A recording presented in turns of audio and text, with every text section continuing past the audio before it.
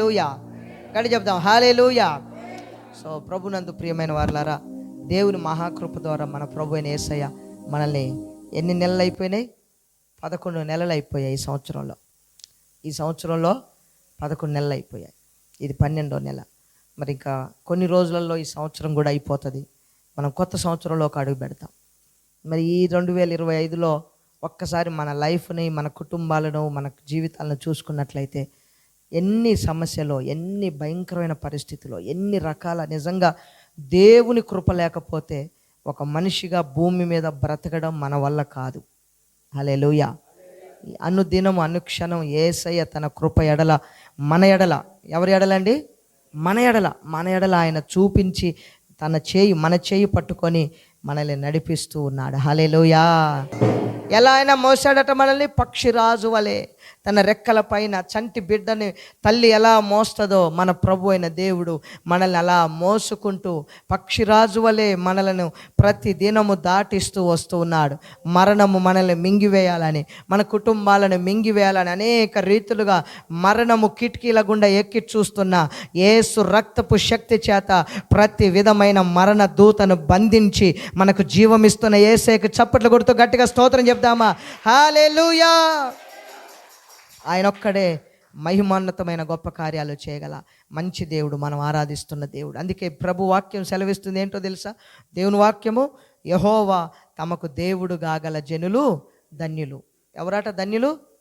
ధన్యులా అన్యులా? చెప్పండి, మనం ఎవరో అన్యులమా ధన్యులమా? నిజమా? హల్లెలూయా. ఎంత ధన్యులు అంటే యెహోవా తమకు దేవుడు గాగల జనులు ధన్యులు. యెహోవా అంటే ఎవరు? అసలు ఆయన గురించి తెలియాలి మనకి. అందుకే యోహాను సువార్త 17వ అధ్యాయం 3వ వచనం ఏముందో చూడండి. యోహాను సువార్త ఆయన గురించి తెలియటమే నిత్య జీవం మాట. చూడండి, యోహాను సువార్త 17వ అధ్యాయం 3వ వచనం.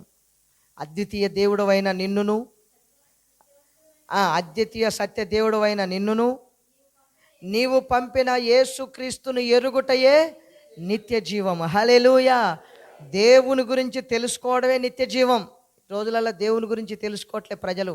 ఏంటేంటో తెలుసుకుంటున్నారు. మా గురించి ఏం చెప్తాడో, ఫలానా కాడికి పోతే ఏం చెప్తాడో, ఫలానా అయ్యగారు ఏం చెప్తాడు, లైఫ్ని గురించి చెప్పుకోండి. మన గురించి ఏం లేదు. యేసు ప్రభు వాక్యం సెలవిస్తుంది తెలుసా? మన గురించి ప్రతిదీ కూడా ఆయన గ్రంథంలో రాయబడి ఉన్నాయి. హల్లెలూయా. ఇప్పుడు ఎవరి గురించి తెలుసుకోవాలట?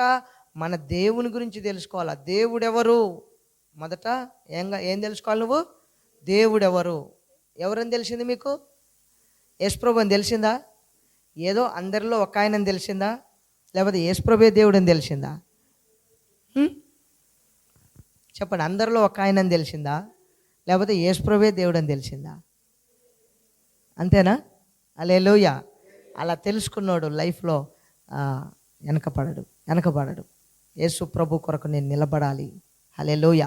కనుక ఈ సంవత్సరంలో మనం 5 విషయాలు నేర్చుకున్నాం. గుర్తున్నాయా? వింటున్నారా? వెనక కూర్చున్న చైర్లలో కూర్చున్న పెద్ద మనుషులు, కింద ఉన్న వాళ్ళు అందరూ 5 సంగతులు జనవరి 1వ తారీఖు రోజు మీకు 5 విషయాలు చెప్పాను. 5 సంగతులు ఏంటి అవి? ఎవరికైనా గుర్తున్నాయా? మొట్టమొదట మనం ఏం చేయాలన్నట? ప్రభువుకి మనల్ని మనమే ప్రతిష్ఠించుకోవాలి. మళ్ళొకసారి చెప్పండి, ఏం చేయాలి? ఇంకొకసారి, ప్రతిష్ఠించుకోవడం. మీకు ఎంతమందికి తెలుసో తెలియదో ప్రతిష్ఠించుకోవటం అంటే? అసలు ఆ పదం అర్థం తెలుసో తెలియదో.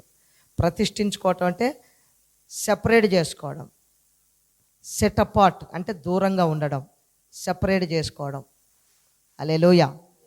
చెప్పండి, సపరేట్ చేసుకోవడం. మనల్ని మనం సపరేట్ చేసుకోవాలి, ప్రతిష్ఠించుకోవాలి. నేను ప్రభు బిడ్డని, నేను ప్రభు, ఐ యామ్ ఎవరి బిలాంగ్స్ టు గాడ్, నేను దేవునికి చెందిన వ్యక్తిని అని నిన్ను నువ్వు దేవునికి ప్రతిష్ఠించుకోవాలి. మొట్టమొదటిది ప్రతిష్ఠించుకో. రెండవది ఏం చేయాలట?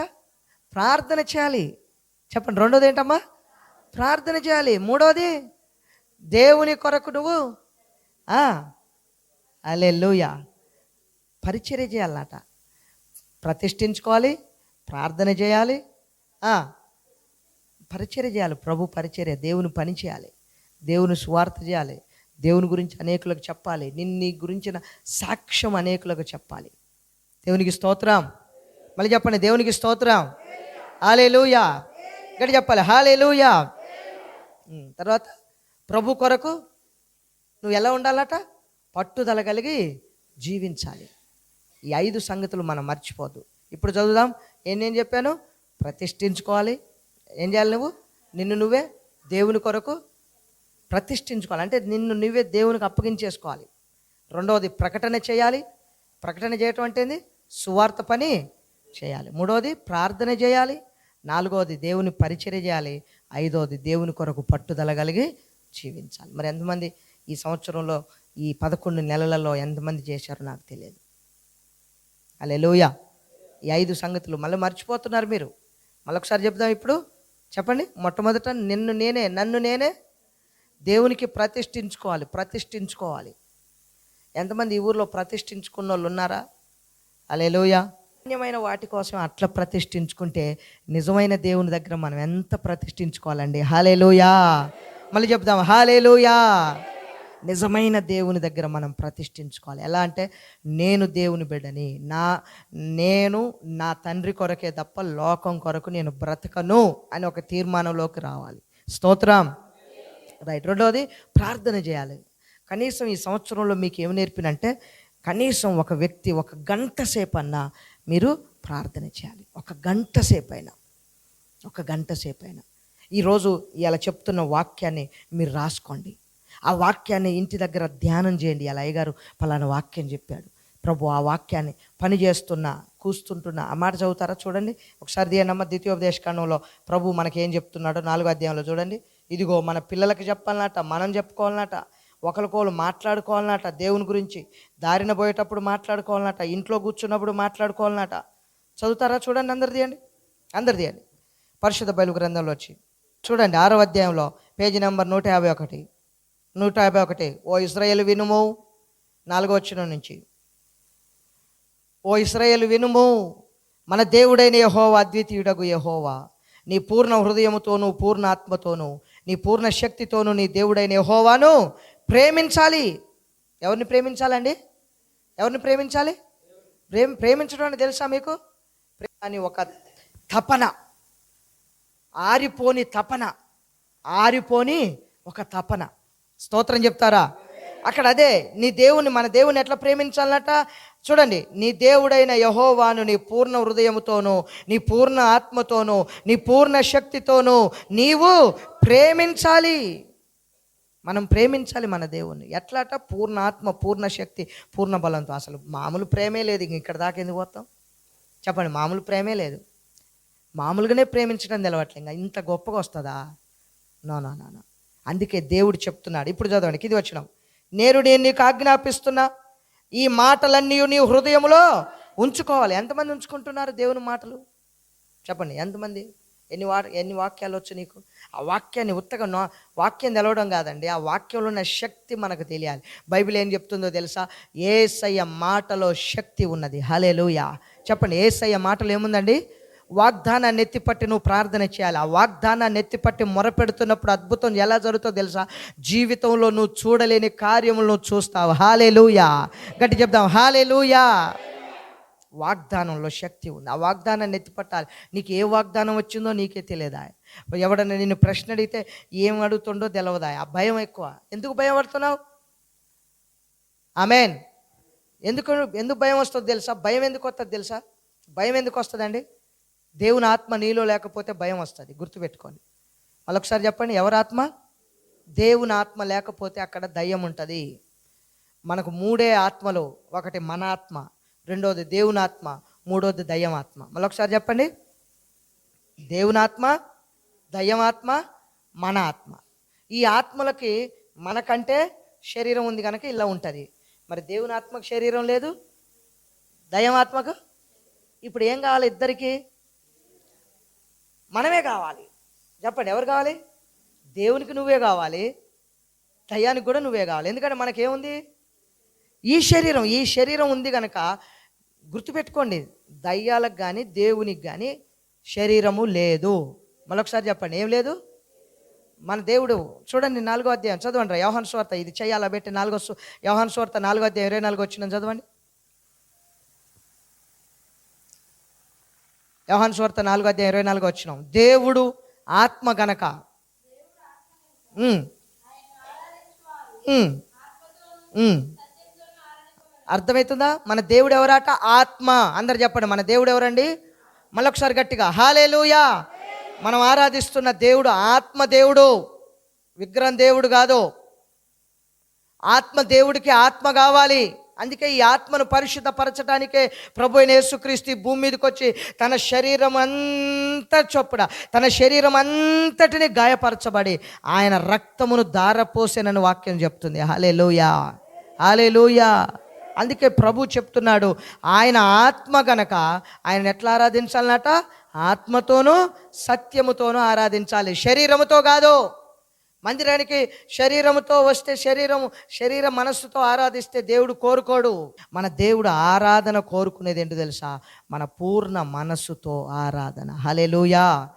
భయం ఎప్పుడు వస్తుందంటే, మళ్ళీ గుర్తు చేస్తున్నా మీకు దేవుని బిడ్డలారా, మీలో పరిశుద్ధాత్మ లేకపోతే మీకు భయాలే. దయ్యం అన్న భయమే, తీసిపోసుకున్న భయమే, అమావాస్య అన్న భయమే, పున్నం అన్న భయమే, శాదపడ అన్ని భయాలే. ఎందుకంటే ఆత్మ లేదుగా. ఎక్కడ పరిశుద్ధాత్మ ఉంటాడో అక్కడ యేసయ్య వెలుగుంటుంది. హల్లెలూయా. మళ్ళీ చెప్దాం, హల్లెలూయా. నీకే అర్థం కావాలి, నేను దేవుని ఆత్మ కలిగి ఉన్నానా లేదా. సాక్ష్యం చెప్పువారు 3 అని చెప్పాను కదా. సాక్ష్యం ఎంతమంది చెప్పాలి? 3. ఎవరాట? 1 రక్తము, 2 నీరు, 3 ఆత్మ. సాక్ష్యం చెప్పాలి. నువ్వెవరువో నువ్వు అనుకోవటం కాదు. నేను దేవుని బిడ్డని, మంచి బైబిల్ కొనుక్కున్నా, మందిరానికి వస్తున్నా, ఇవన్నీ కుషిబీనాయి. సైతాన్ దగ్గరికి పోతే బైబిల్, నీకేం బైబిల్ తెలుసురా? ఎన్ని వాక్యాలు తెలుసు చెప్పమ్మా. కలమ్మ నీకు ఎన్ని వాక్యాలు చెప్పంటే, అయ్యా నాకు 10 తెలుసు, పిచ్చి మొహం దాన్ని, నాకు బైబిల్ అంతా తెలుసు అంటాడు. యేసు ప్రభుకే వాక్యం చెప్పిండు సాతాను. చెప్పురా మా జయ, ఎవరికి చెప్పిండు? యేసు ప్రభుకే సాతాను వాక్యం చెప్పాడు. నేను ఒక లెక్క. యేసు ప్రభు దగ్గరికి వచ్చే సాతాను వాక్యం చెప్పాడట. చదువుతారా? మత్తయి సువార్త తీయండి, 3వ అధ్యాయం తీయండి. మత్తయి సువార్త 3వ అధ్యాయం, 4వ అధ్యాయం, 3 కాదు 4. చదవండి ఆ మాట 1 నుంచి.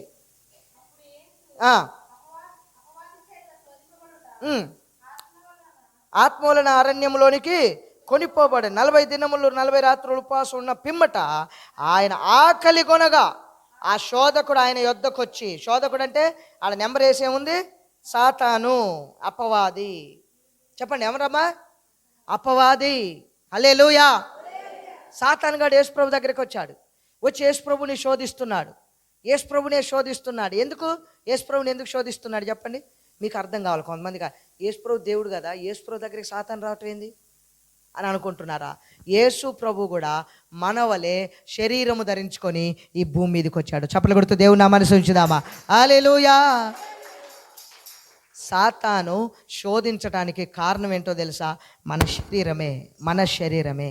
చెప్పండి, ఎవరి శరీరము? మన శరీరమే. యేసు ప్రభు కూడా ఆ శరీరాన్ని ధరించుకొని భూమి మీదకి వచ్చాడు. అందుకే యేసు ప్రభు దగ్గరికి కూడా సాతాను వచ్చాడు. సాతాను వచ్చి యేసు ప్రభుతో మాట్లాడుతున్నాడు. ఏమని? నువ్వు దేవుని కుమారుడవైతే ఈ రాళ్ళను రొట్టెలుగా చేసుకో. హల్లెలూయా.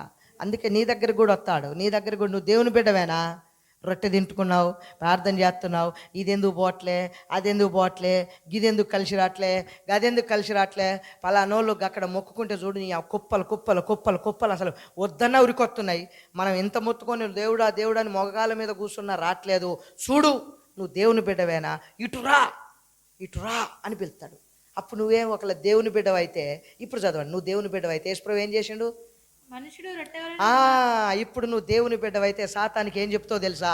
మనుషుడు రొట్టె వలన కాదు సాతానా, దేవుని నోట నుండి వచ్చే ప్రతి మాట వలన బ్రతుకుతాడు. గట్టిగా చప్పట్లు కొడుతూ దేవుని నామాన్ని స్తుతించుదాం. హల్లెలూయా, హల్లెలూయా.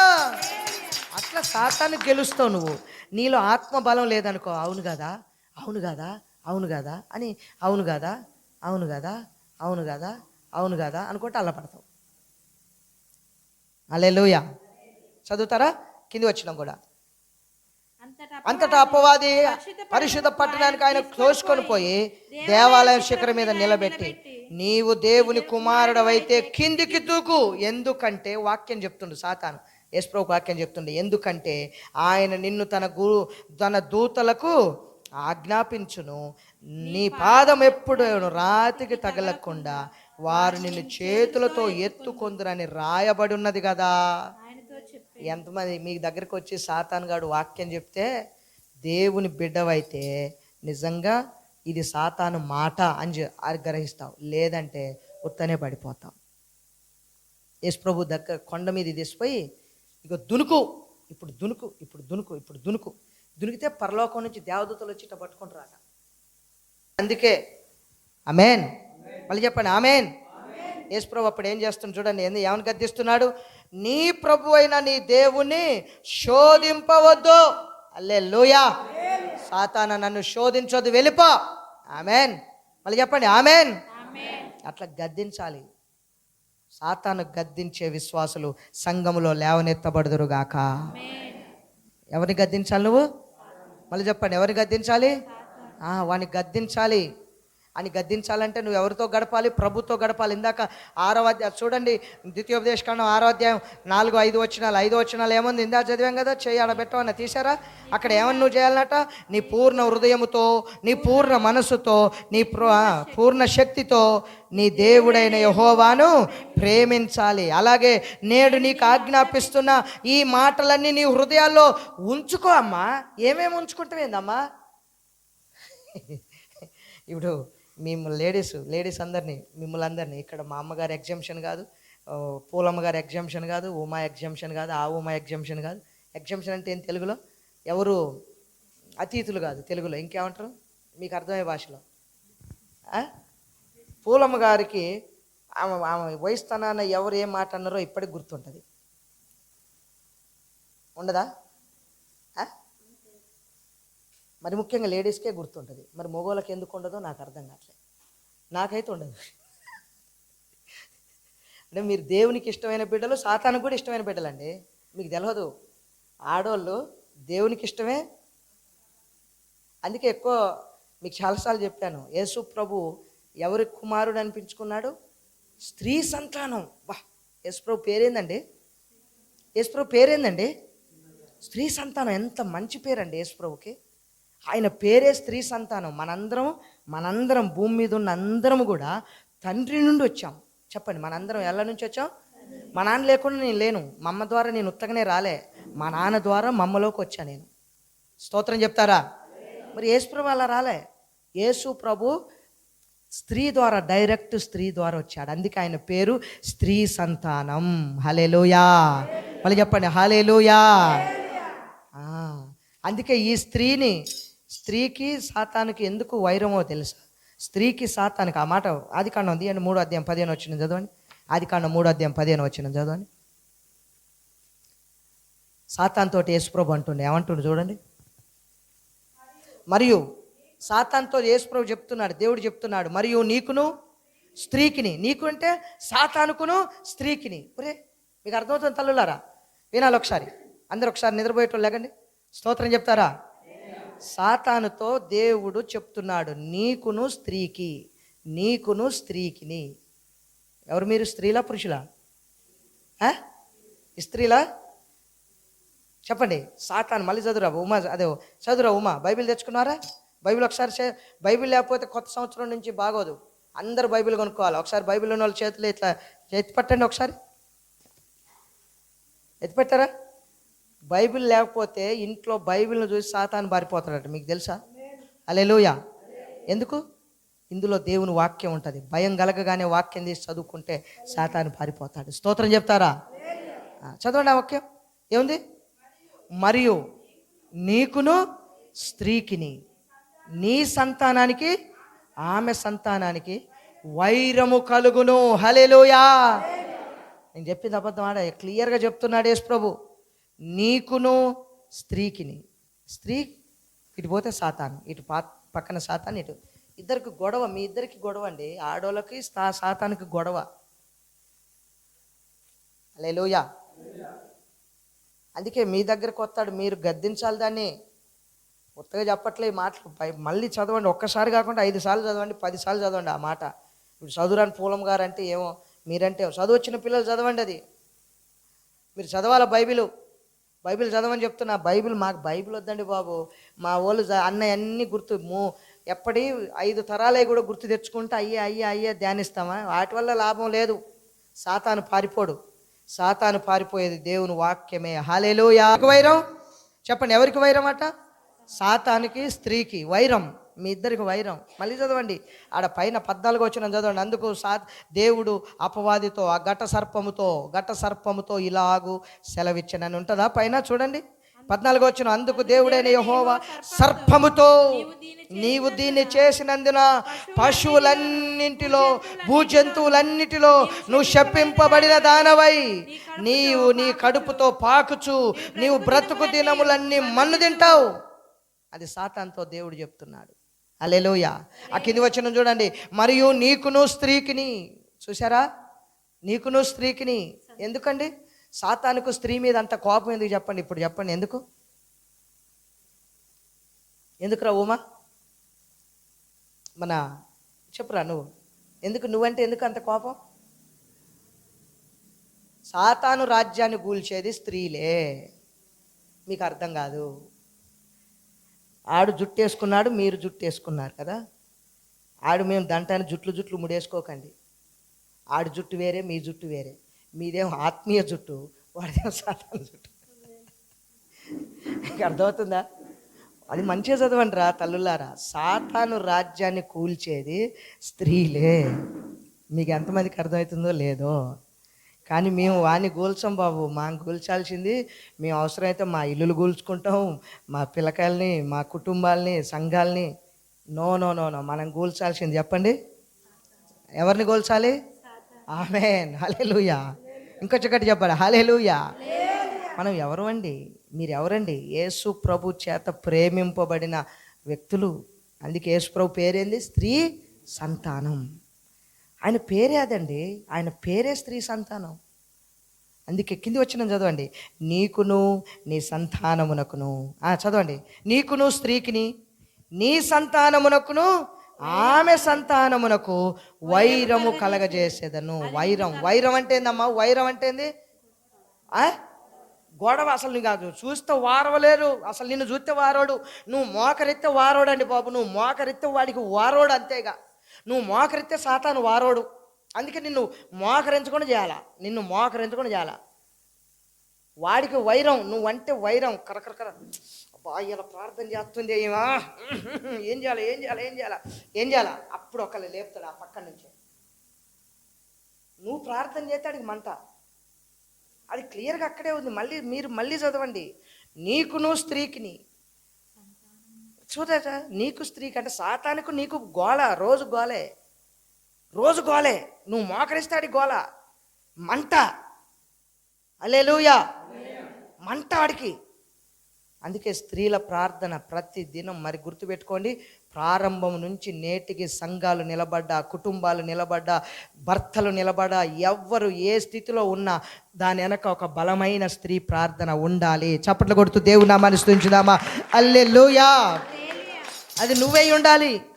నీ కుటుంబానికి ఆధారం, నీ పిల్లలకు ఆధారం, నీ కుటుంబానికి ఆధారం నువ్వే. అందుకే సాతానికి అది తెలుసు. నీకు తెలియదు, మనకు తెలియదు. అంతే, మనకు తెలియదు, మీకు తెలియదు, స్త్రీగా మీకు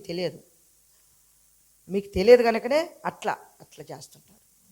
హల్లెలూయా. అందుకే ప్రభు చెప్తున్నాడు, ఈనాటి నుంచి అయినా ఏం చేయాలి? మీరు ప్రార్థన చేయండి. ఎంతసేపు? గంట సేపు చేయగలరా మీరు? గంట సేపు చేయగలరా? ఆమేన్ చెప్పండి. ఎంతసేపు చేయగలరు? గంట చేయగలరా? ఏం చేస్తారు? ప్రభువా కొడుకుని దీవించిన ఆయన, బిడ్డని దీవి. ఈ ప్రార్థనలు కాదండి, అవి ఏందండి? చిన్నపిల్లల ప్రార్థన. అమ్మ ఆకలి అవుతుంది, అమ్మ రొట్టి, అమ్మ ఈ ప్రార్థనలు, చిన్న ప్రార్థనలు వీళ్ళేంటి కావు. ఇది మీ ఇంట్లో ఏ సమస్య ఉన్నా వాటిని దేవుని వాక్యము చేత ప్రభు సన్నిధిలో ఎత్తిపట్టండి. ప్రభు మన సమస్యలన్నిటిని దూరపరచువాడు. హల్లెలూయా. గడి చెప్దాం, హల్లెలూయా. అందుకే నా మాటలు నీ హృదయంలో ఉంచుకో. 5వ వచనం చదవండి. అదే ద్వితీయోపదేశకాండం 6వ అధ్యాయం 5వ వచనం. నా మాటలు, ఈ మాటలన్నీ ఎక్కడుండాలమ్మా? హృదయంలో ఉంటున్నాయా? నీ వాక్యం, దేవుని వాక్యం నీ హృదయంలో ఉంటుందా? ఒక్కటన్నా ఉంటుందా? ఈ వారంలో ఒక్క మాట అయినా అర్థం చేసుకొని ఇంటికి వెళ్తున్నావా? ఆ మాట ప్రకారం మోకరించి దేవుని దగ్గర మొరపెడుతున్నావా? మళ్ళీ చెప్తున్నాను, మీకు సాతానికి గొడవే ఎప్పుడు. మళ్ళీ గుర్తు చేస్తున్నా. మీరంటే సాతానికి ఇష్టం, అట్లాగా దేవునికి కూడా ఏమో ఇష్టం. మరి మొగోళ్ళు మీ పరిస్థితి ఏందా అంటే, ఇక మా పరిస్థితి అని తర్వాత ఎక్కువ బైబిల్లో మీ గురించే రాయబడ్డది. మరి నేనేం చేయను? ఎవరి గురించి రాయబడ్డదమ్మా? అది గట్టిగా స్తోత్రం చెప్తారా? ఎక్కువ స్త్రీలను గురించే ప్రభు చెప్తా ఉన్నాడు. ఎందుకంటే దేవునికి తెలుసు, ఒక స్త్రీ కుటుంబానికి ఆధారం, ఒక స్త్రీ భర్త గెలుపుకు ఆధారం, ఒక స్త్రీ సమాజానికి విలువ, ఒక స్త్రీ సమాజాన్ని నిలబెట్టగలదని ప్రభువుకు తెలుసు. మనవలకు తెలియదు. మీకు తెలుసా, మనకు స్వతంత్రం వచ్చేదాకా స్త్రీలు చదువుకున్న వాళ్ళు లేరట, తెలుసా? స్వతంత్రం వచ్చిన దాకా బడికి పోయిన వాళ్ళు లేరు. ఒకళ్ళు బడికి పోయిన వాళ్ళు గిట్ల ఎవరన్నా ఉంటే కొంచెం హై క్లాస్ వాళ్ళు తప్ప సాధారణ క్లాసులో సాధారణ కుటుంబాల వాళ్ళు బడికి పోయినోడు ఒక్కలేడు. అంబేద్కర్ రాశాడు, ఏమని రాశాడో తెలుసా? అందరికీ సమాన విద్య. చెప్పండి, అందరికీ. ఆయన ఫలానా వాళ్ళకే, అంబేద్కర్ ఫలానా వాళ్ళ అని అనొద్దు. అంబేద్కర్ రావటం వల్ల మన భారతదేశంలో ఎన్ని సంస్కరణలు వచ్చాయో. సమాన విద్య, మాట్లాడే హక్కు లేదు ఒకప్పుడు. ఆ తరం వాళ్ళు అలా అలా అలా నిలబెట్టుకుంటా మన తండ్రుల కాంచి ఇక్కడికి వచ్చామంటే నిజంగా వాళ్ళ హ్యాట్సప్ అండి, వాళ్ళు గొప్పవాళ్ళు. ఇప్పుడు ఇన్ని సౌకర్యాలు ఉన్నా బతకలేక సూసైడ్ చేసుకొని చత్తురు మనోళ్ళు. ఇన్ని సౌకర్యాలున్నా, ఇన్ని అవకాశాలున్నా ఏంది బతుకొని ఏందో చేసుకొని చత్తురు. అప్పటి వాళ్ళు అట్లా లేదు కదా, అసలు సూసైడ్ చేసుకునేటోళ్ళే లేరు పాపం. బతికి పుట్టినందుకు ఎట్టయినా బతికి నిలబడి గెలవాలా, గెలిచి సావాలా. స్తోత్రం చెప్తారా? మరి ఈరోజు ఈ కృప ఎక్కడి నుంచి అంటే యేసేను. అందుకే నా మాటలు నీ హృదయంలో ఉంచుకో. ఇంకా చెప్పండి ఏమండి? నువ్వు లేచినప్పుడు చదవండి ఆ మాట. ఎవరికి చెప్పాలి? మీ పిల్లలకు చెప్పాలి ఆ మాటలు చెప్పాలి. మీ పిల్లలకి చెప్పాలి ఆ మాటలు. మీ పిల్లలకు, మీ కుమారులకు వాటిని అభ్యసింపజేయండి. కూర్చున్నప్పుడు, త్రోవల నడిచేటప్పుడు, పడుకునేటప్పుడు, లేచినప్పుడు వాటి గురించే మాట్లాడుకోండి. హల్లెలూయా చెప్తారా? మళ్ళీ చెప్పండి, హల్లెలూయా. దేని గురించి మాట్లాడుకోవాలి? వాక్యం గురించి మాట్లాడుకోండి. కూర్చున్నప్పుడు, పండుకున్నప్పుడు, లేచినప్పుడు, పనికి పోయినప్పుడు. మళ్ళీ చదవండి ఆ మాట, చదవండి. నీవు నీ కుమారులకు వాటిని అభ్యసింపజేసి నీ ఇంట కూర్చున్నప్పుడు, త్రోవలో నడిచేటప్పుడు, పండుకునేటప్పుడు, లేచినప్పుడు వాటిని గుర్చే మాట్లాడాలి. సూచనగా వాటిని నీ చేతికి కట్టుకోవాలి. ఎంతమంది మాట్లాడుతుర్రా? నిజంగా చెప్పండి తల్లులారా, దేవుని గురించి మీ ఇళ్ళలో ఎంతమంది మాట్లాడుకుంటారు? ఇప్పుడు తల్లి కూతుర్లు ఇక్కడ ఉన్నారు, మన కలమ్మ, ఎవరు, శ్రీజ. మీరు నిజంగా దేవుని గురించి మాట్లాడుకుంటారా? తక్కువ కదా. రోజు మాట్లాడుకోవాలన్నట. చదవండి ఆ మాట. మీరు కూర్చున్నప్పుడు, లేచినప్పుడు, త్రోవ నడిచేటప్పుడు, పండుకునేటప్పుడు వాటిని గురించే మాట్లాడుకోవాలి. సూచనగా వాటిని మీ చేతులకు కట్టుకోవాలి. అవి నీ కన్నులకు నడుమ బాసికముల వలె ఉండాలి. నీ ఇంటి ద్వారముల మీద, నీ గౌడపుల మీద వాటిని రాసుకో. హల్లెలూయా. కూడా కుడి చేయి పైకైతే చెప్దాం అందరూ కూడా. మన తండ్రి దగ్గర సాతాను ఓడించే ఒక బలమైన మాటను, యేసయ్య దగ్గర ఒక ప్రతిష్ట కలిగిన మాట తీసుకుందాం. ఓ సాతానా, అందరూ చెప్తాం, ఓ సాతానా, నేను యేసయ్యకు ప్రతిష్ఠితుని, నా మీద, నా ఇంటి మీద నీకు అధికారం లేదని యేసునామమున ఆజ్ఞాపిస్తున్నాం.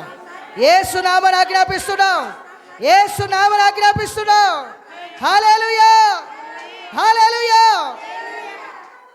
మనం చెప్తాం, అర్థమవుతుందా? గట్టిగా స్తోత్రం చెప్తారా? హల్లెలూయా. మనం ఆజ్ఞాపించాలి, యేసు నామమున ఆజ్ఞాపించాలి. ఈరోజు మనం ఏం చెప్పాలి? నేను దేవునికి ప్రతిష్ఠితుని. అందరూ చెప్పండి, మనం ఎవరు మాట? దేవునికి ప్రతిష్ఠితులం. మళ్ళీ చెప్తున్నా, దురాత్మకు నువ్వు అవకాశం ఇవ్వద్దు. ఒక స్త్రీగా దురాత్మకు నువ్వు అవకాశం ఇవ్వద్దు. మన సావిత్రమ్మ గారు ప్రార్థన చేసినప్పుడల్లా ఒక మాట తప్పకుండా ఎత్తిపట్టి ప్రార్థన చేస్తుంది. అదేంటంటే విలాప వాక్యంలో 2వ అధ్యాయం 19వ వచనం. అందరు తీయండి, 2వ అధ్యాయం 19వ వచనం. విలాప వాక్యంలో 2వ అధ్యాయం 19వ వచనం. అందరు తీయండి. విలాప వాక్యంలో పేజీ నెంబరు, ఒకళ్ళు మీకు తెలియకపోతే నేను చెప్తున్నాను, పేజీ నెంబర్ తీయండి. విలాప వాక్యంలో 2వ అధ్యాయం 19వ వచనం. 682.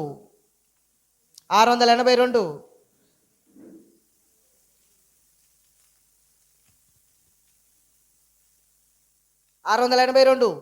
ప్రభు స్త్రీలకు చెప్తున్నాడు. ఏమని చెప్తున్నాడు? నీవు లేచి 18 చదవండి. సియోను కుమారి ప్రాకారమా, నది ప్రవాహము వలె దీవారాత్రము కన్నీరు పారనిమ్ము, విరామము కలగనీయకుము, నీ కంటి పాపను విశ్రింపనీయకుము. నీవు లేచి రేయి మొదటి జామున మొర్రపెట్టుము, నీళ్లు కుమ్మరించున్నట్లు ప్రభు సన్నిధిలో నీ హృదయమును కుమ్మరించుము. హల్లెలూయా. అర్థమైందా? ఎవరి కోసం ప్రార్థన చేయాలంటే చదవండి. నీ పసిపిల్లల కోసము నీ చేతులు ఆయన తట్టు ఎత్తుము. ప్రతి వీధి మోగళ్ళలో ఆకలిగొని వారు మూర్ఛిల్లుచున్నారు. చూసారా? చేసితువో యెహోవా దృష్టించి చూడుము. హల్లెలూయా. అర్థమవుతుందండి? పసిపిల్లల మోకాలాట ఎక్కడ చూస్తే అక్కడ వాళ్ళ మోకాలు ఆకలిగొని మూర్ఛిల్లిపోతున్నాయట. ఏ ఆకలి? ఆత్మీయ ఆకలి. ప్రేమ లేక లోకంలో సాతాను, సినిమాలు, షికార్లు, తాగుడు. ఎవడు రూపాయి ఇస్తాడు ఎమ్మడి తిరుగుతున్నారు. ఇప్పుడు ఇక ఎలక్షన్లు వచ్చాయి, ఎవడు చేయాలి చెప్పండి? ఎవరి కోసం ప్రార్థన చేయాలి? మన పిల్లల కోసం. ఎందుకు? వాళ్ళు సాతాను చేతిలో వెళ్ళిపోతున్నారు, తాగుడికి వెళ్ళిపోతున్నారు, తిరుగుడికి వెళ్ళిపోతున్నారు, పాపానికి వెళ్ళిపోతున్నారు. ఇప్పుడు వాళ్ళ కోసం నువ్వేం చేయాలంట? మనం ఏం చేయాలి? ఎవరిని అంటుండ్రా? ఎవరిని చెప్తున్నాడు? అందరికి ఎవరికి చెప్తుండ్రమ్మా? ఎవరికి చెప్తున్నారు అమ్మగారు? ఆడోళ్ళకే. ఆడోళ్ళ ఈడోళ్ళ? ఏడోళ్ళు మీరు? ఆడోళ్ళు అంటే ఇక్కడోళ్ళు కాదా? ఆడోళ్ళకే. మళ్ళీ చెప్తున్నాను నేను. మళ్ళీ దేవుడు ఎంత ప్రేమిస్తుండో తల్లులారా మిమ్మల్ని, మీకు తెలియట్లేదు. ఇంకో మాట కూడా చూద్దాం. ఆడోళ్ళ గురించి యేసయ్య ఇంకో మాట చూద్దాం. అదే ఇర్మియా గ్రంథం 17వ అధ్యాయం చూడండి. పేజీ నెంబర్ 635, 9వ అధ్యాయం 17వ వచనం. Page number 635. ఇదొక మాట చదువుకొని మనం ప్రార్థన చేద్దాం. మన మధ్య సిద్ధపరచబడిన రొట్టె, ద్రాక్షరసం మన మధ్య ఉంది. అందరూ కూడా ప్రార్థనా పూర్వకంగా మనం రొట్టెలోకి వెళ్దాం. అందరూ కూడా తీయండి. పేజీ నెంబర్ 635, 9వ అధ్యాయం 17వ వచనం. సైన్యములకు అధిపతియగు యెహోవా ఇలాగు సెలవిచ్చుచున్నాడు, ఆలోచించుడి. 9:17 ఇర్మియా గ్రంథం 9:17. ఆలోచించుడి, రోదనము చేసే స్త్రీలను కనుగొనుడి, వారిని పిలవనంపుడి. తెలివి కలిగిన స్త్రీలను కనుగొనుడి, వాళ్ళని పిలవనంపుడి. ఎందుకు? రోదన చేసేవారు తెలివి గల వాళ్ళు కావాలి, తెలివి గల స్త్రీలు కావాలి. తెలివి లేకపోతే ఇంటికి దీపం ఇల్లాలకు తెలివి లేకపోతే ఇల్లంతా లోపలకే. అది చెప్తుంది, ఇల్లంతా లోపలకే.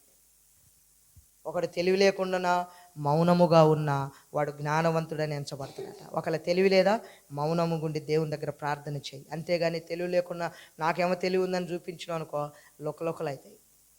దేవుని దగ్గర అడుగు. జ్ఞానం దేవుని దగ్గర. నాకు లేదు, నేను అడిగాను దేవుని దగ్గర, అడుగుతూ ఉన్నాను. ఇంత వస్తుందని నేనేం చెప్పట్లే, నేర్చుకుంటూ ఉన్నా రోజు దగ్గర. అస్తలే. హల్లెలూయా.